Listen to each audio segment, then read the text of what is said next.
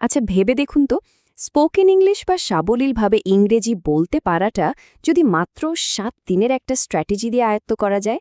হ্যাঁ, আজকের এই বিশেষ আলোচনায় আমরা ঠিক এমনই একটা অভাবনীয় কিন্তু পরীক্ষিত কৌশল ডিকোড করতে যাচ্ছি। কোনো গথবাঁধা নিয়ম নয়, বরং এমন একটা স্ট্র্যাটেজি যা সাধারণ ইংরেজি শেখার ধারণাকে একদম উল্টে দেবে। তো চলুন সরাসরি মূল কথায় ঢোকা যাক। শুরুতেই এই দারুণ পরিসংখ্যানটা একটু দেখা যাক। ৩৪%। গবেষণায় দেখা যাচ্ছে যারা খুব সাবলীলভাবে ইংরেজি বলতে পারেন তারা অন্যদের তুলনায় উপার্জনের দিক দিয়ে প্রায় ৩৪% পর্যন্ত এগিয়ে থাকেন। মানে ইংরেজিটা এখানে শুধু একটা ভাষাই নয়, বরং কেরিয়ার আর ইকোনমিক গ্রোথের একটা বিশাল হাতিয়ার। এর অর্থনৈতিক ইম্প্যাক্ট সত্যিই বিশাল। তো এই জাদুকরী স্ট্র্যাটেজিটা আসলে কোথা থেকে এলো?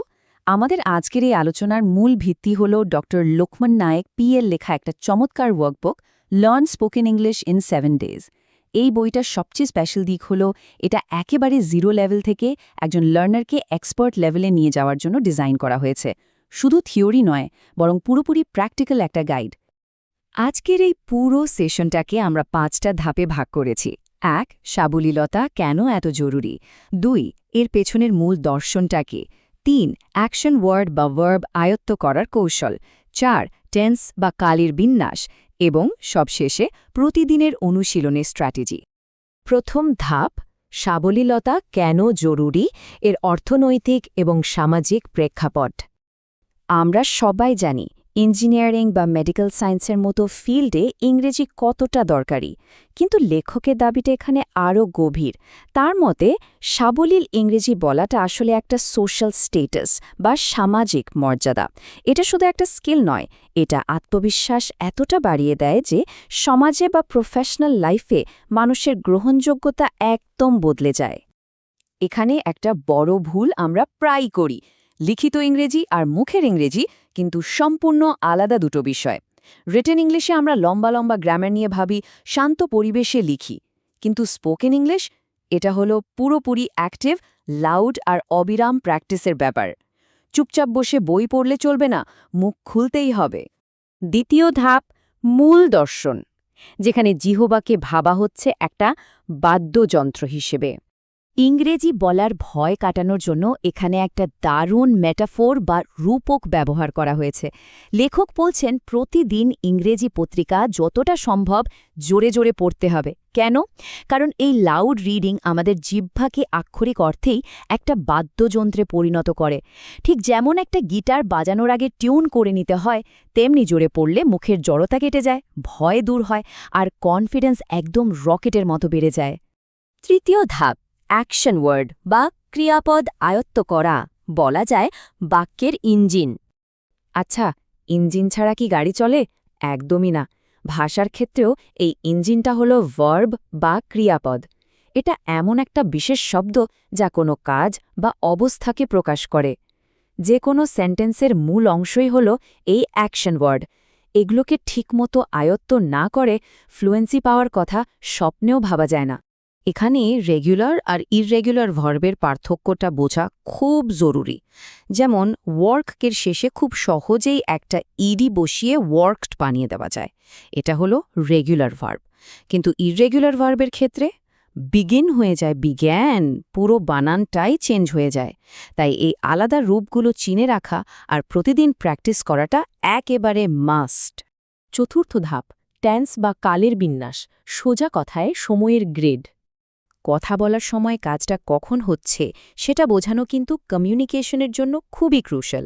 এই সময়ের হিসাবটাকে খুব সিম্পল 3টে ধাপে ভাগ করা যায়: বর্তমান, অতীত এবং ভবিষ্যৎ। কাজটা ঠিক কোন সময়ে হচ্ছে তার ওপর নির্ভর করে পুরো বাক্যের স্ট্রাকচারটাই বদলে যায়। এই 3টে পিলার ঠিকঠাক বুঝতে পারলেই কেল্লাফাতে। বিষয়টাকে একটু সহজ করা যাক।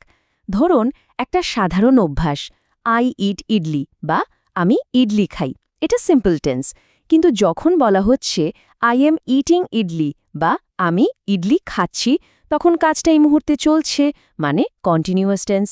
এই যে সময়ের সূক্ষ্ম পার্থক্যগুলো, এগুলো ঠিকঠাক ধরতে পারাটাই হলো সঠিক কমিউনিকেশনের আসল চাবিকাঠি।